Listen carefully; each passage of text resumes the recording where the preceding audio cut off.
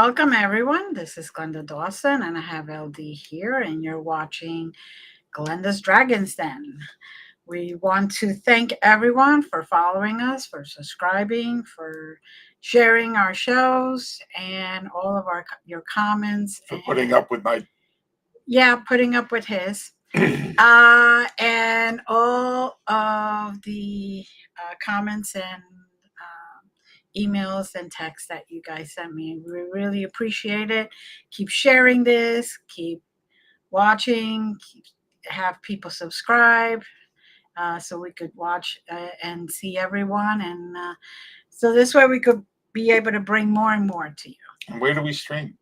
Where do we stream? Oh my God. We stream from my channel, Glenda's Magical Creations, on the Conscious Awakening Network, on the Parapost Network Central, on Roku TV, Amazon Fire TV, Apple TV, YouTube, Facebook, Twitch, you name it. We're all over. We're all over. Well, you're all over. Yeah, well, so, I cover a lot of ground. Yeah, you do. Okay, so on that note, we have a great guest. One of my heroes. There you go. Who has been in the paranormal field, basically, for a very, very long time, and is one of the pillars. Pillars. Oh, he's a pillar. Whereas I'm just a pill. Okay, so welcome, everyone. Meet Keith Johnson. How are you? I'm good. Thank you so much for having me. I'm very delighted to be here this evening. Well, we'll try to maintain that streak. Okay. I'm sure you will. So, our audience would love to hear all about you and all that you have gone through and done for the paranormal field. So. I've been in this for quite a few years, as you know. I've been in it for decades, we'll say. I started out when I was around 15 years old. And you have to realize that it was not as it is today. There was not the, there was no Facebook or anything like that. There was no mass media as we have it today. It had to start out very simple, but that's what we did. My brother and I and some of our friends began seriously investigating in the early 1970s, very early 1970s. We'd go to cemeteries and abandoned houses sometimes and do walkthroughs. One of my best experiences was in an abandoned house. Not that I recommend that, but so that was kind of all we had at the time. Right. And I wouldn't do that now, just go through an abandoned house. But I was in an abandoned house and I was walking down the corridor. Before I left, I had this inclination to look into one of the rooms. Just something telling me, you've got to look into one of the rooms. I just had that feeling, that pull. So I came down the end of the hallway, looked into one of the rooms. There's a rocking chair going back and forth by itself, madly like that, really. And just by itself, nobody had been in there. So I hightailed it out of there. I ran out of there pretty fast, just looked at it. You know, I was no doubt that I was seeing that. Then I ran out and very, very quickly ran down those stairs and was hyperventilating. But it really convinced me that there was something there and it had showed itself to me. It had chosen to show itself to me. I felt the calling and I went there. I wanted to know why this was happening. My brother and I had quite a few experiences growing up in our house, and it wasn't an old house. The property had been there for some time. It belonged to my grandfather. It was a pony corral before that. But my brother and I were very young, about 2.5 years old when our house was built. And we did experience quite a bit of paranormal activity in that house. It was things from laughter outside the window to footsteps down the hallway, and a woman's riding glove or driving glove, whatever it was, just appeared in the hallway, looked again, it was gone, different things like that. So when we were in our mid-teens, my brother and my sister decided they were going to try to contact this spirit. And they used a communication board, of course. And it spelled out what it seemed to be spelling out was a lot of names, but one in particular was Sylvia. Sylvia came out, and they asked, "Where are you, Sylvia?" It's spelled out cellar, Cellar. So my brother and sister went down to the cellar. They stayed on the stairs for about several minutes, and they thought nothing's going to happen. Suddenly, there were three resounding knocks, pounds on the wall. So they figured that was Sylvia contacting, and they began communicating more and more. I kind of myself shied away from that. I didn't really want to be involved in that kind of constant communication, but they seemed to have a friend there. And then my brother was downstairs in the cellar, and something, Sylvia or whatever, began appearing. My brother thought it was me at first, but then he looked closer. It was like the shadow of a woman with no footsteps. He could hear no footsteps walking past. And then one morning, the full-bodied apparition appeared to my brother, and he just looked at it. It was a woman from around the turn of the century. She was wearing like a gray dress, perhaps a pinafore. Her hair was done up, and she looked a little disheveled. Just stared at him with an icy stare, and then just vanished. From the waist up, she just vanished. So he thought, nobody's going to believe me. So he did more and more communication with the spirit board. And finally, some negative activities, real negative activities started happening. The board started saying some really threatening things, very bad threatening things, threatening the family. And then it just wouldn't move.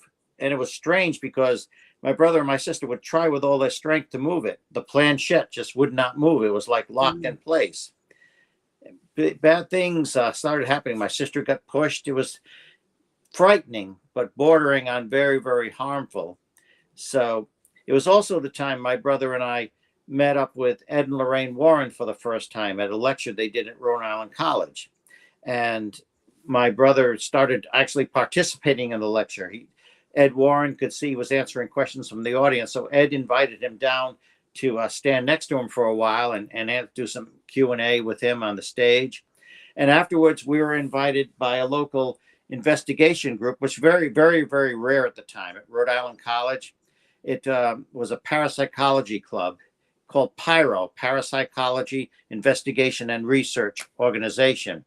And the name's actually longer, but that's the abbreviation. So PIRO, PIRO. And we became members of PIRO when we were 17 years old. That was our first formal paranormal investigation group, a parapsychology club at Rhode Island College. And from there, of course, we were members of PIRO, and there was no way to get the word out about us, just little publications around the campus and such. So I came up with what I thought was the brilliant idea, just do a little ad, put it in a local paper, advertising our services, figuring what they call us crazy, we just get laughed at. So we investigate things free of charge that are unexplained, and hopefully somebody would read between the lines about that if they're having a problem. And lo and behold, 3 weeks later, we did get a call from a woman in Harrisville, Rhode Island named Carolyn. And she was having a lot of trouble, a lot of spirit manifestations in her 18th century farmhouse out in Harrisville, the Harrisville section of Burrillville in Rhode Island. And she asked, would you please come investigate? Would you mind coming to our house and investigate? We said we would very much like to. We met with her personally. She introduced herself, and we got her story of some of the things that were happening in that house. Pretty horrific. Some of it was just interesting, but some of it was getting very horrific. She seemed to be being targeted. Now, of course, we found out that that's not that uncommon when it's that kind of a haunt situation where it becomes like an infestation and then becomes very oppressive. She was being oppressed and she was being targeted. You could tell she really was. So we went to the house one Saturday evening in August of 1973, and we did experience quite a lot of activity there. My brother was upstairs walking along the corridor, and he saw what looked like a cloud of smoke at first. He thought, is there a fire someplace? But he didn't smell any smoke. And then it seemed like it wasn't just natural smoke, almost like he sensed an intelligence behind it. It was just moving towards him, and then it vanished. Now, the girls, Andrea and her sisters, we became very good friends that night when we met.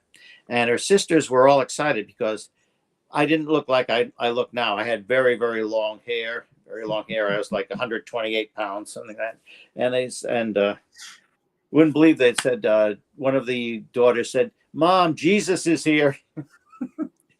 It's funny. That's what she told her mom. Jesus is here. And because I had the long, puffy shirt and everything like that at the times. And I was upstairs in the room with them. They were giving me a tour. And then they told me that they were very, very frightened. I could just feel the energy. There was some negative energy in that house, that farmhouse. And it seemed to be coalescing. But they told me they were frightened. I asked them if they had any religious beliefs. They said, yes, the Catholic. Now, there was a window in this room that could not be shut because of the August humidity. Their father, Roger, had taken a hammer and tried to pound it. It just would not move because the 200-year-old wood frame was just too swollen. So they left the window open because it was nice weather, warm weather, humid. And I told the girls, well, you're Catholic. When you're afraid, just try calling upon the name of Jesus. As soon as I said the name of Jesus, that window came slamming down with tremendous force, just slammed right down in a split second. And in a second later, one of the daughters, Nancy, was slapped on the left side of her head. She was slapped so hard, her head went back and she screamed and cried. And they were all screaming and crying by now. And yeah, it was a scary situation, but I also got extremely, extremely angry that these young girls were being bullied like that. So I called upon the name of Jesus twice more, and I told them, it's more afraid of the name of Jesus than you are of it. And suddenly the room was back to normal. It was peaceful. And they all looked up and said, it's gone. It's gone. And it didn't leave the house, but it certainly left the room. We came downstairs. They were all hugging and kissing me. Mom, you wouldn't believe what happened. And they explained to their mother, Carolyn, what had just happened upstairs. So we stayed there for a while. We made good friends with Andrea, the eldest daughter. And now, if you haven't guessed by now, of course, I'm talking about the Perrin family. And that became known as the Conjuring eventually, many years later. But we said we'd be back the next week. In the meantime, we please told Carolyn Perrin, please, anything happens, give us a call. Don't hesitate. And we'll find help for you. And we'll be back too. And midweek, our chairperson, Donna, received a call from Carolyn one morning. She had just gotten in, and Carolyn was very, very shaken up. She had seen a terrible apparition, some kind of manifestation early in the morning. She had just woken up, and there was the stench of sulfur and decay mingled. Something was sparkling, it looked like, on her dresser. And suddenly she looked up, and there's this, I don't know how to describe it. It looked something like a woman. It was in humanoid form, but it didn't look entirely human either. It looked like a desiccated corpse.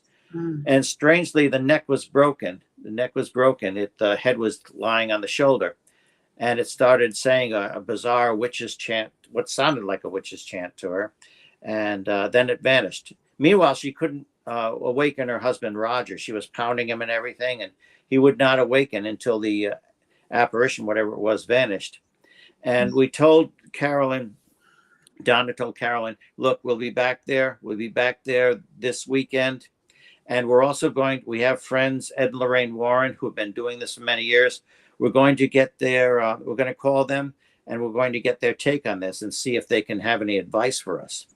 So Donna did call Ed and Lorraine Warren, and my brother talked to them as well. And Ed and Lorraine Warren said, well, we'll do more than just advise you. We'll come down there and we'll work right with you. We'll join you in on this case. And that's how Ed and Lorraine Warren came involved. They became involved because they came to assist us on our case. And, well, that's how the true case of The Conjuring started. And Ed and Lorraine Warren became investigators there as well.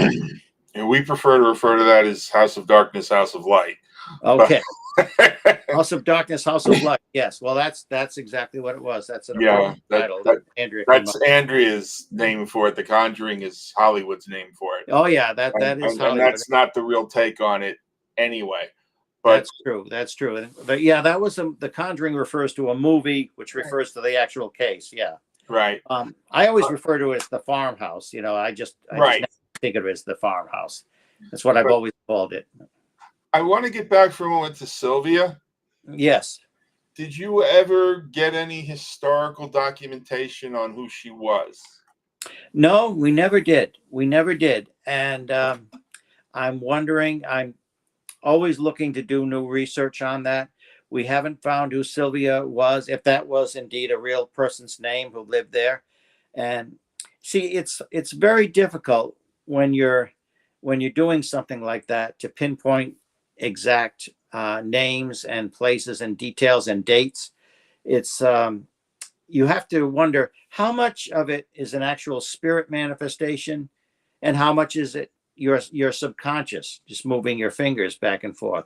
So to me it seems to be a combination of both of them, but Sylvia may indeed be a real person. I'm really hoping to do more research on that, and I'd love to find that name, pinpoint out who that woman could have been. And then there's our Obviously, friend Chip Reichenthal, who, his book is Even the Dead Won't Tell You the Truth. oh But, yes. That's true. That's so true. is that site still accessible? No, it's not. Other people own it now. We haven't lived there for quite a few years now. That was our childhood home growing up. And however, there was a clergy there that did a blessing. Things got so bad that Ed and Lorraine, of course, they became friends with my parents, and they were over for dinner one evening, and we had a wonderful, wonderful time. A couple of times they were over for dinner, and it was always a nice time when Ed and Lorraine were there. We'd have a nice dinner. And then, of course, they investigated the house. I remember Ed going down to our cellar without Lorraine. He went down there by himself, and it was kind of darkened in there, too. And then he came up the stairs, and just the look on his face, he just looked at Lorraine he just nodded to her and then said, "Yes, there's something there." Just a look on his face, I knew he had experienced something there. So we did contact clergy. Clergy came in and they did a blessing in the cellar. Not the whole house, but the cellar, because that's where most of the activity was happening. And things settled down for a while. They did settle down significantly for a while, but we're getting some really bizarre activity. Like it sounded like a giant walking on the roof at one point. You hear this percussive thuds just walking across the roof in the middle of the night. Just more laughter outside the window and bizarre voices, especially during when the air was energized, the atmosphere, there was a thunderstorm. That's when things really seemed to pick up. And it's did quiet down. However, it did seem to follow us, at least especially my brother. It did seem to follow my brother and let him know every once in a while that it's around. And I've had spirits letting me know that they're around. I have no doubt that the spirit world is a reality. There's a whole unseen realm out there, as you both know, of course, as you both know. But I think you really have to experience it for yourself to really accept. A lot of people have not experienced it, so they just don't accept it, that there is an unseen realm that's just as real as our existence. It's another dimension, if you will. It's right alongside of us, but it's there and it's veiled. Sometimes the veil is thinner than at other times. Now, how close proximately can you get to the house now? Is it on a street? Can we drive by it? Yeah, it's on a highway. It's on a highway in Scituate. I drive by it sometimes. I never stop by to talk to the people or anything like that. I'd be kind of embarrassed to do that. I understand. Yes, but But yeah. you can get proximal to the house. Oh yes, I could drive by it and I could walk by it. Certainly. And you also said that it followed you. It followed my brother. Now I have had spirits follow me around. I don't know if they're from the house. There's one in particular that seemed to have followed me, and I don't know if it followed me from the house, but it probably did. It probably knew me all along when I lived there. It knew our whole family, and but my brother has received the 3 knocks. I've received 3 knocks. At one time, it was quite a few years ago now. I was living in Warwick, Rhode Island, where I am now, right where I am now, and it was Labor Day weekend. just around midnight, and I heard 3 knocks on the door, 3 and evenly spaced knocks on the door. So I went to the door, and it was I said a brief prayer before I opened the door, and opened it. Nobody was there. I rushed outside. I looked at the neighbors. I looked up and down the street. Nobody was around, and nobody could have possibly gotten away that fast. I looked around the house and everything like that. So I do believe that was a kind of a calling card.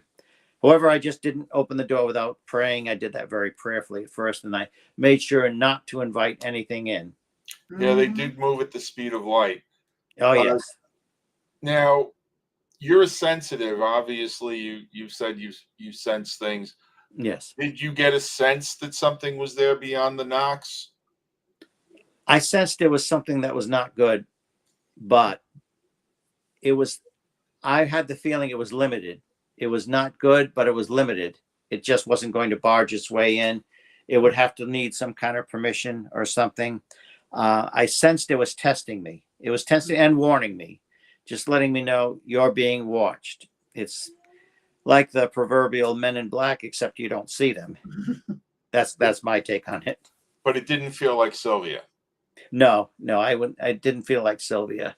Not to me anyway. And do you think you'd remember that feeling if you felt it again? Yes, I would. I have felt that. I have felt that in other houses. It's a particular feeling. Sometimes it's stronger than at other times, but it's kind of like you get electrically charged. You get a feeling that kind of like a nauseous feeling, is almost as if you're walking into a power plant. You get that kind of unhealthy feeling, but it does seem to be electrically charged. You feel the energy, and it's just something intuitive that something's around, and it's letting you know. It's purposely letting you know. I think they do have to do any kind of manifestation at all. I think they do have to kind of cross a line, so to speak, to move into our, kind of like switching radio channels. They have to come into our frequency to let us know they're there, or do any kind of communication like that at all. Well, it depends. Some people are able to be multidimensional and communicate with them by going into theirs. Yes. Some people do that. Some people do channel and they go into theirs. They go into multi-dimensions. A very interesting near-death experiences too. My wife Sandra finds near-death experiences very, very interesting. She's never had one, but she's been having dreams, a lot of dreams. She's had some dreams recently where she knows that her parents are connecting to her. She can sense them, she can feel them, and she sees them. She recently, her parents are, of course, deceased now, but she does feel very close to them. She's had a dream recently where her mother was with her. They were in some cabin having pancakes. It was such a relaxing atmosphere, and her mother was instantly recognizable, but younger. Her mother was noticeably younger. And when her dad passed, she began receiving messages like feathers. She found a feather where there should have been no feather. It was suddenly there. So there is quite a connection there. We both feel that there is. Yes, having had NDEs, I understand. Glenda, what are you on? Like 6, 7? 5. 5? Yeah, you're only admitting to 5. Yep. Huh? Okay. Yeah. So you both had the NDE, both. Yeah. Multiple times. Mm-hmm. Yes. To the point that they every single time paddles to bring me back. I was going to ask you, are you like, is it life threatening every time? Because it's a near death experience, so it must be life threatening every time you do that.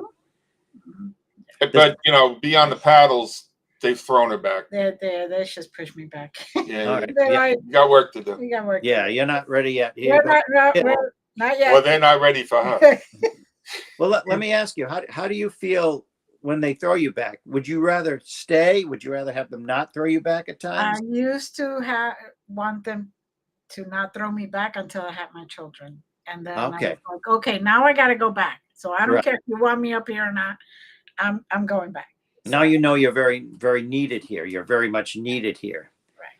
But I guess before then you could have stayed where it was peaceful and without pain, right? Exactly, exactly, and in a beautiful, loving environment. So, Oh, that's wonderful. That's what But I'm whenever we glad go it's a good down this experience. road, I'm very quick to say yes, that it's not an exit. In other words, people that are a little frustrated or very frustrated, you need to finish your work here, or you're going to have to just do it again.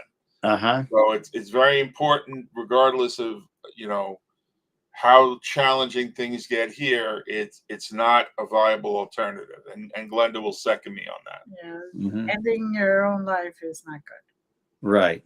You'll Well, just then it have becomes to, like Groundhog Day, right? yeah. Then you have to repeat it again, Yeah. and it becomes harder. So Hmm. it's best to just learn your lessons, grow, and do what you came here for. Go back. You could rest extra. You could take extra vacation, as they say. Do your Hmm. soul evolution, but finish it. Right. Yeah. I've never had a near-death experience. I really wouldn't want to, but I've heard many of them described. I had some very profound out-of-body experiences when I was very, very young, very, very young, where it was actually angelic beings. I felt I was and saw them too Mm-hmm. with angelic beings. Now this is when I was like 5, 6 years old, and I didn't know what was going on. All I knew it was a peaceful, comforting experience. At first, I didn't even think of them as angels because they didn't look like the illustrations of angels they see. Yeah. They looked very big, very loving, very, very Right. powerful beings. And I was like, I don't know, maybe football size compared to them, but they would take me places and they would tell me, "We're going to teach you, and you won't remember everything, but you'll wake up. You'll wake up nice, very nice." And every morning I'd feel myself just falling down into my body every single morning, Mm-hmm. and I'd wake up and I'd be ready for school, ready to go off.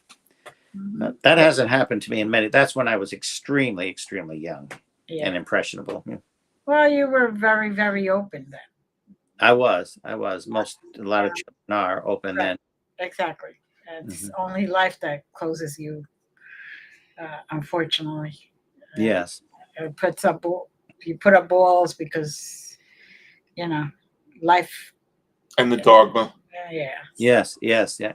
My mother, when I was 5 years old. Of course, my brother Carl and I were 5 years old, being twins. My sister was a couple of years younger, so she wouldn't remember this. She was in the high chair at the time, but it was some early summer evening. We just finished supper. My mother began to get choked up, so my dad went to the faucet, got her a glass of water, and handed it to her. She went to drink, and suddenly the water just vanished. However, you could see it bubbling and it just slurped. You could hear a slurping sound, and it was gone. Now somebody drank that water. Somebody, or somebody, teleported it or something. It was just gone. And my mother was, "Oh, that's amazing! What happened? What happened?" We call that our thirsty ghost. But my mother, she didn't want us to be scared. It's understandable. So Right. these things that are happening. Well, it's just imagination. It's just your imagination. But Mom, we all saw it happen. Well, and then she just dismiss it. But Mm-hmm. the way parents do. At least they used to do. I think people are in general more open to it now and are willing to at least ask questions and to explore more. Well, And there's still a faction of the public, perhaps more so then, that would just automatically discount that as evil.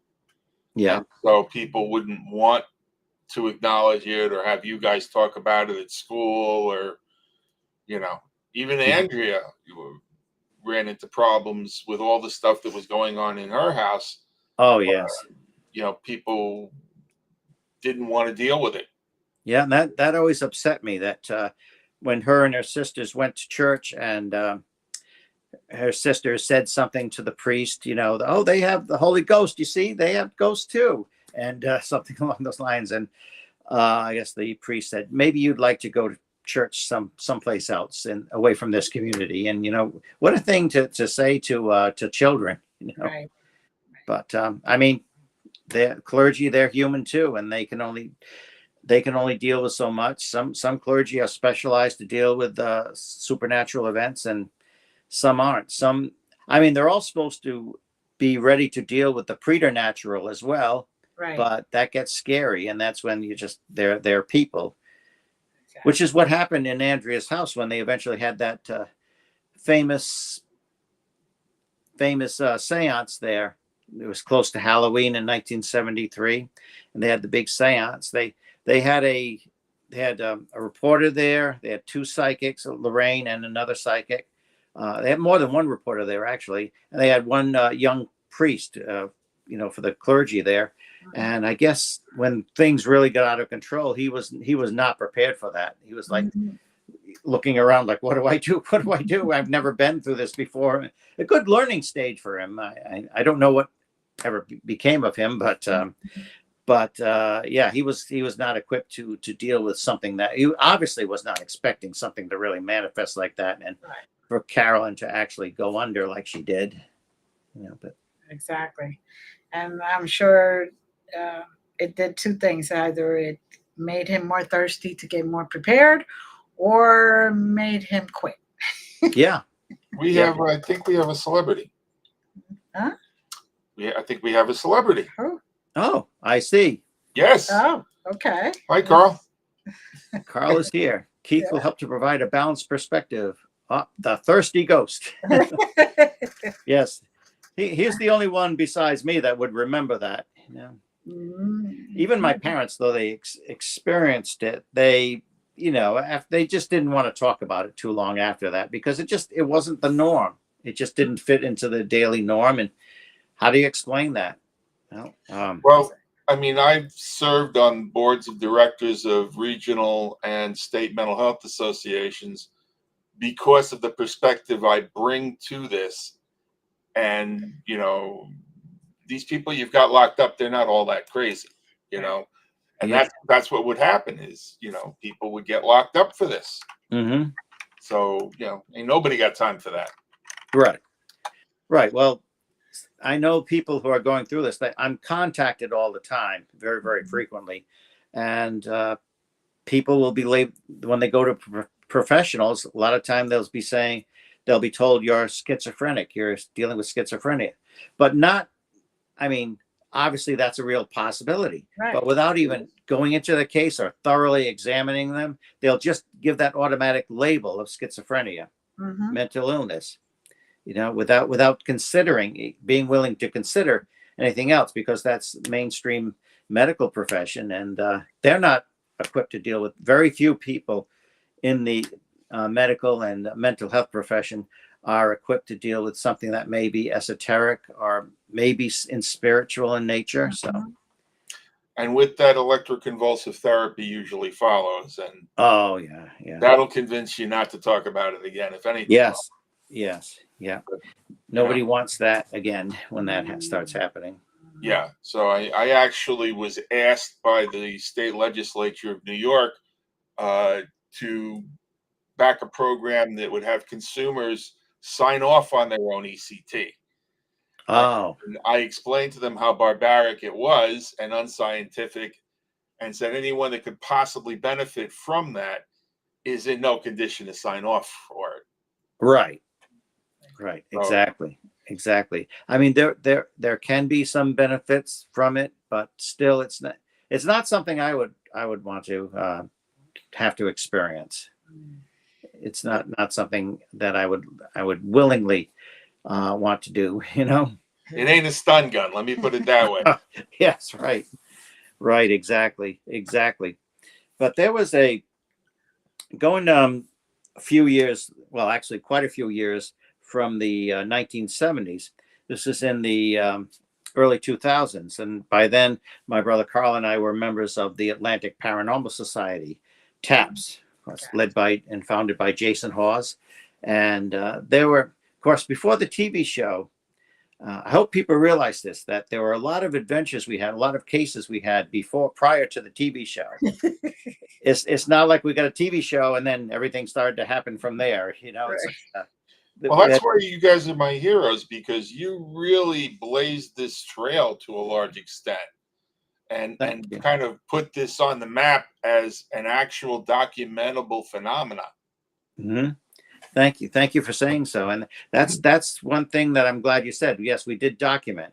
especially me. I was always the one recording, and had my friend Rich, who was also a member. He was always recording. I mean, but I was constantly had my tape recorder with me. I don't know how many tape recorders I've gone through by now, but I even now I have to get another one because one I was using is going to its great reward. But yeah, we were in this house and we were called up to Skowhegan, Maine. And this is, of course, never on the TV series. This is years before. But Skowhegan, Maine, they were having a situation very, very similar to what the parents were going through. It was Kevin, early 1900s. It wasn't quite as old, but it was an old farmhouse. And these people were renting. They didn't own it. They didn't buy it like the parent family. But in Skowhegan, Maine, they found evidence of possible cult activity written on the cartoons and things like that, but also possible, I don't know what kind of inscriptions they were, and possible animal sacrifice in their cellar. So they were having quite a few problems with spirit invasion. So they called us up and we got snowed in. I mean, we were being watched over. I was praying all the way for angelic protection because suddenly it was like almost crossing the state line. We're in the middle of wasn't a blizzard, but it might as well have been. It was like almost a whiteout. And the van we were in, the SUV, we saw two identical to ours tipped over on their sides along the side of the road, and praying all the way and once we got to that place, we just plowed into the driveway. We didn't care if we were stuck or not, as long as we made it there. And so we couldn't leave all weekend. We were stuck there, but I mean, we weren't going to leave anyway because the family was in need. And we spent 2 nights there. First day was the interview. That night was the start of the investigation. And then, of course, the next night was the cleansing. We reviewed our evidence during the day. Middle of the night, we heard a door slam upstairs in one of the children's bedrooms. It was a guest room that had been added on. And it's like a wooden door just slammed, very, very percussive. And so I stayed down with the family and trying to calm them down.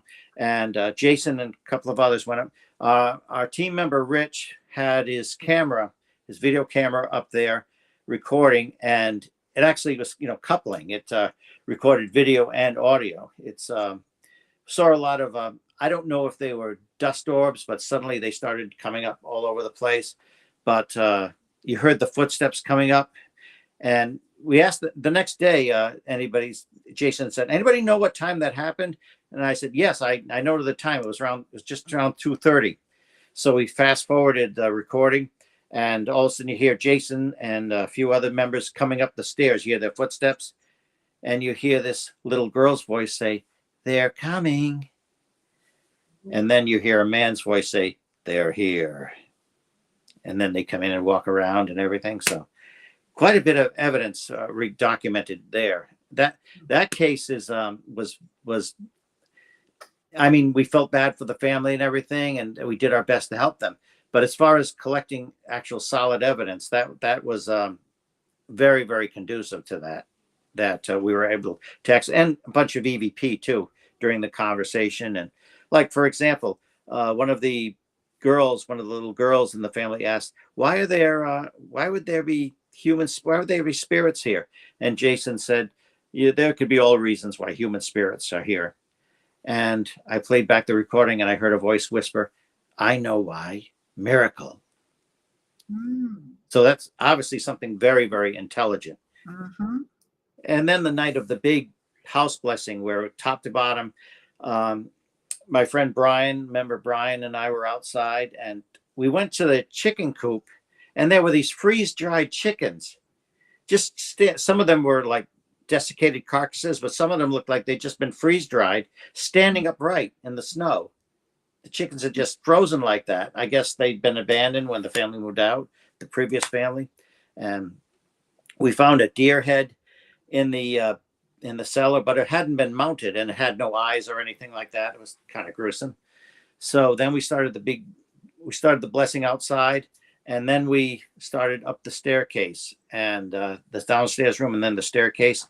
And Jason had everybody lined up in front of me because I was leading the blessing.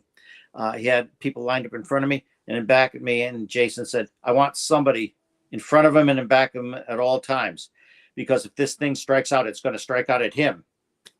And the mother of the household had tears in her eyes, and I squeezed her wrist and told her it'd be all right.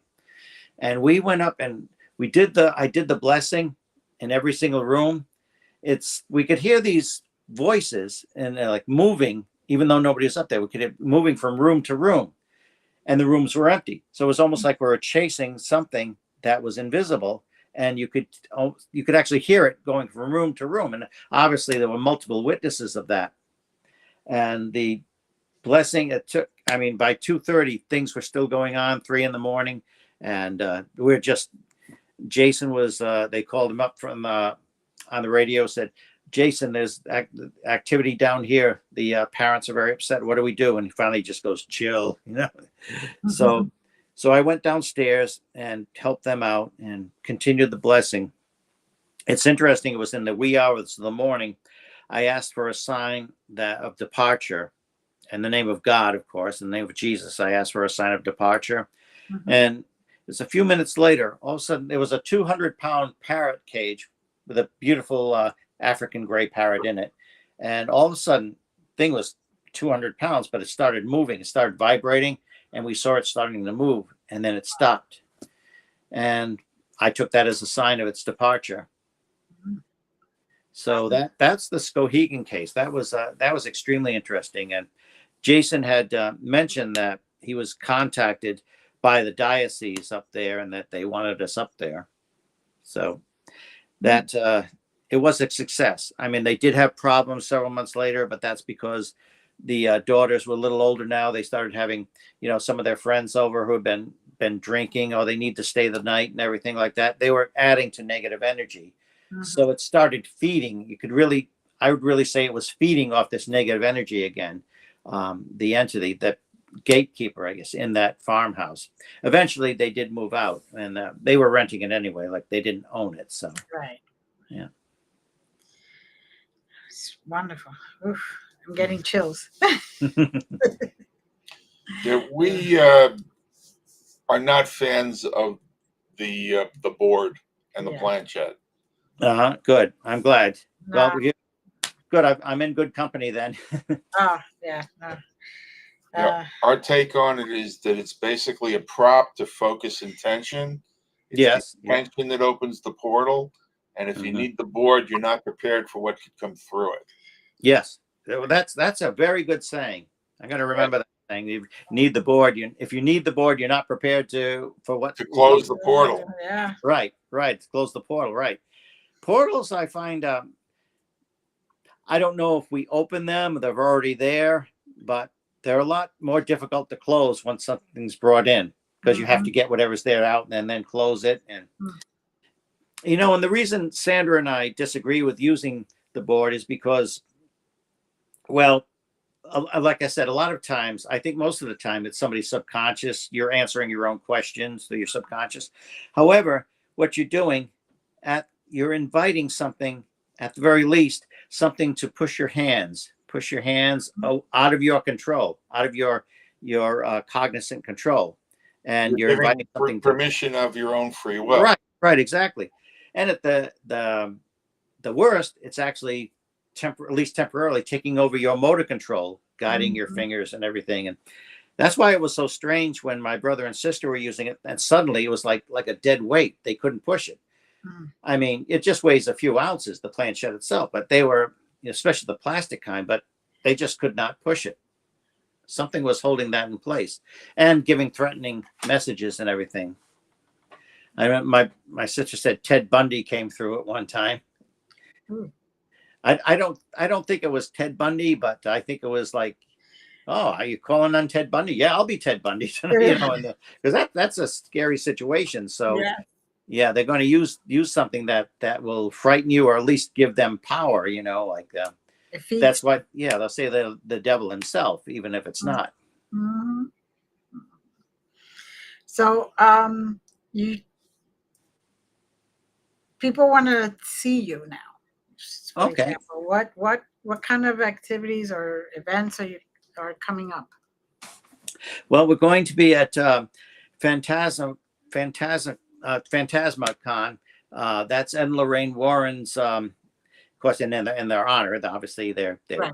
on, but it's in honor of Ed and Lorraine Warren. Goes on every year, and it's the Warrens Convention. That's going to be at Mohegan Sun, and that's the weekend of the 27th and the 28th of this month, October. So Sandra and I will both be appearing there, and Carl will be appearing there.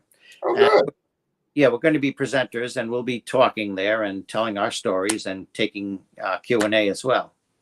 Nice. Very nice. So you want to meet us, come down, and we'll be there. Well, there's actually, I believe, a meet and greet with the VIP tickets. Yes. They're not. Yeah. Yes. The first night, there's the VIP night. Yes, on Friday evening, and very much looking forward to that because we meet new friends and we see old friends that we haven't seen for quite a while. You know, Jason will be there. Our friends Cody and Satori, and of course Satori is Jason's daughter, Jason Hawes' daughter, Satori Hawes, and Ryan Buell will be there, and quite a few of our old friends who we've worked with before, and that's how we met Ryan Buell. We became friends with him because we used to do a wonderful convention every year, UnivCon, and Ryan Buell set that up. And when he started doing his TV show, Paranormal State, he was obviously looking for cases and everything. And he was so glad to become friends with me because I had known Ed Warren quite well personally and everything. And we actually gave him one of our cases, which is in Syracuse, New York. And the clergy who was going to intervene on that case, do the intervention, was Father Andrew Calder. But I really think he was attacked at that point because he suddenly had a whole bunch of things happen in his personal life, and his health started failing when he came on this case. So Ryan called us and, please, can you, Sandra, please come down because now we need somebody to do the blessing, which actually turned into an exorcism, impromptu exorcism, which we weren't planning for, but these things do happen. So it's best to be prepared. We do spend a lot of time in preparation before going on one of these things because things like that can happen. And if you see the Devil in Syracuse, one of the early episodes on Paranormal State, that shows that episode. And of course, Father Andrew Calder is no longer with us, but God rest his soul. He was a wonderful person, wonderful friend. Yes, whenever we go out, I always would rather we be over prepared. Yes, good point. Good point. Yes. And, were you ever a Boy Scout, or were you ever a Girl Scout? No, I'm just a Gemini. I overdo it. Just a Gemini. I flirted with it. I never went too far, but I have a very early career in show business, and in show business, you always want to be prepared. Yes, that's it. Well, that was the Scout motto: be prepared. Yes, be prepared. Absolutely. Yes. Because you might have to. You're in show business. You might have to improvise on spot for somebody else. If somebody forgets their lines, and you just hope and pray they do that for you in return. Yeah, well, I spent 23 years at Madison Square Garden. So wow. Yeah. So yeah, I had a lot of improvisation. So you're quite a thespian there. Excellent. Good for you. It wasn't all, front of the house, but there was some, and there was a lot involved. So yeah, I'm one that would rather be over prepared. And Glenda, fortunately, is the same. She's a former paralegal, so she always dots her I's and crosses her T's. Well, you both have excellent speaking voices and a wonderful stage presence, wonderful presentation. So you got that going for you. So it's nice of you to say. Usually people tell me I have a face for radio. You've got an intense face. Your physiognomy. Yeah, that's a good one. Yeah, a freak show. I belong in a tent. Circus tent. Yeah. I set myself up to that one. So yeah, now I hear rumors you have a YouTube. Yes, we do. Ghosts Are Near, and it's our YouTube show. It's something at least I enjoy doing. You know, we have a whole team. You know, our team at New England Anomalies Research. We have several members who work with us on the show, and one of our team members even directs it. And it's every other month. We do one on location, and the next month we'll be inside a studio where we'll sit down and interview people in a studio setting, which I find very interesting when you can talk one-on-one with somebody like that. And we've had some interesting guests, you know, paranormal investigators, authors, and people who have been on TV shows, or just some people have gone through, you know, proverbial hell in their own homes, in the lifestyle, in there. We call them, of course, paranormal survivors, obviously. You both able to get the back shows on there as well? Yes. Yeah. It's Ghosts Are Near. It's ghostarnearshow.com. GHOSTS and the letter R and NEAR. Ghosts Are Near Show. And we'll put them up in the comments as well. Yeah, just look for Keith and Sandra Johnson. You'll find we're out there. So that's what people say about me. He's out there. And also, you're on Amazon, are you not? Yes, on Amazon as well. And I have published 3 books so far, and I've been working on another one for a while on practical demonology. Practical demonology, because I've had people calling me up, you know, in the middle. It doesn't happen too often, but sometimes you get the call in the middle of the night, you know, this is going on. Please, what would you advise? Just like we at one time, when we were very young, we called Ed and Lorraine Warren and said, what would you advise? You know, we didn't say, we're over our heads, we need you. But we did, you know, just very sensibly, we're in this situation and this is what's going on. We seem to be handling it well, but we want to know what you, from your vast expertise, what you would advise.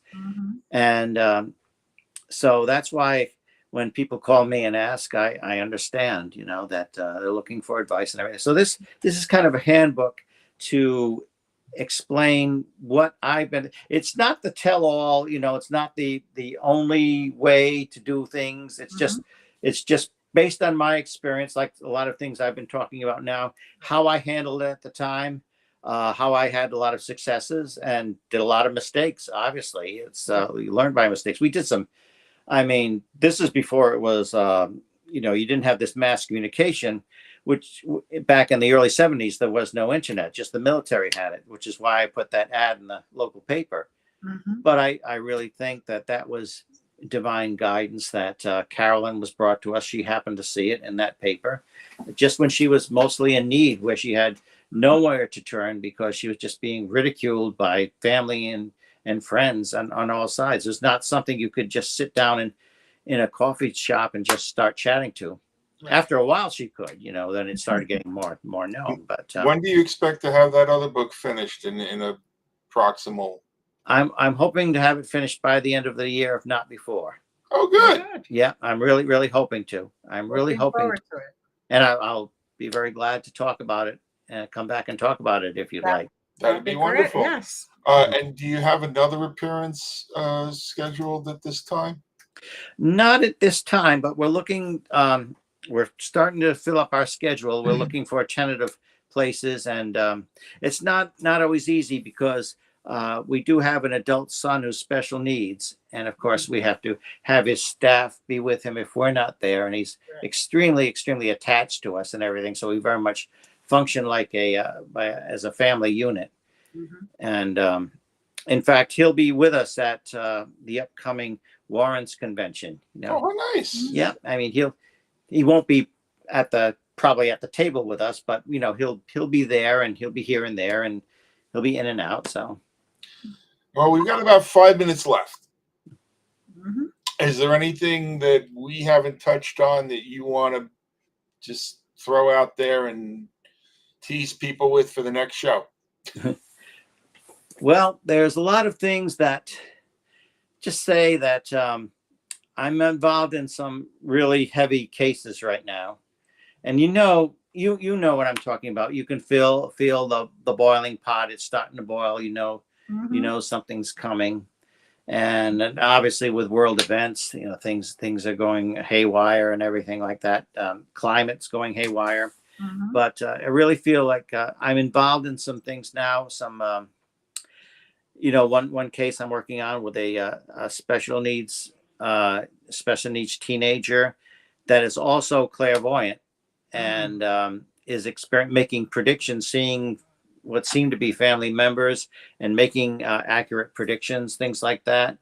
So even though she's special needs, she does have this aspect of herself that can see into the through the veil, so to speak. And a lot of heavy cases that people are really dealing with some terrible, terrible negativity that's really overwhelming them. And they're at least they're glad that they have somebody who will not shun them and not just down them, and we'll listen to them and get their story and do as much as we can to help out. It's very important for the world right now. Yes, yes, And it is. wonderful that you have the experience with someone who's special needs, so that you have a foundation for helping this other individual. Yes, And yes, indeed. just a curious question: when you speak with her, do you like meditate and kind of ground your energy so that there's no chaotic or anxiety in you that she could pick up on? I'm very, very grounded when I speak to her and her family. They say they love to talk to me because it's a very calming influence, and it's very calming influence on the young girl as well. It's a very calming influence. So I try to be as calm as possible, as rational, and just take it one step at a time and not push or anything like that. And most of the time, just let them do the talking and let the young girl do the talking and ask what she's experienced so she can tell me in her own words and what's coming through. And her family is very, very supportive of her and very caring. So that is a wonderful blessing on her side as well. Mm-hmm. I ask because I helped establish a protocol in New York where caregivers of special needs individuals would do that, so they don't actually stir up the Yes, right. subject. Well, some people like hospital personnel and medical personnel, they said, this is fascinating. We've never seen anything like this. This is very, very interesting, very fascinating. And the family gets very upset because, she's not a performer, Right. That's, Exactly. but like the medical personnel, even though they're seasoned, they've been in it, it's their whole career. Some of them have never seen anything like this before. So it's new to them as well. Well, yeah. With that, we're out of time. I got to work. We've all got to work together. We are so Yes. like-minded. We've got to work together sometime. Definitely. Well, let's talk about that after we sign off a little bit, perhaps. But yes. Glenda, take us home. Well, I want to thank everyone who was here tonight watching and the chat. I love all the comments in the chat, all the going back and forth. And thank you, Carl, in particular, for joining us. Yes, thank you. Thank you, Keith, for all those wonderful stories about your experiences and how profound they are, really. So we thank you. Thank the audience, of course, all those that were watching, the following. And as always, we'll see you next week, and we love you. Be safe, everybody, please.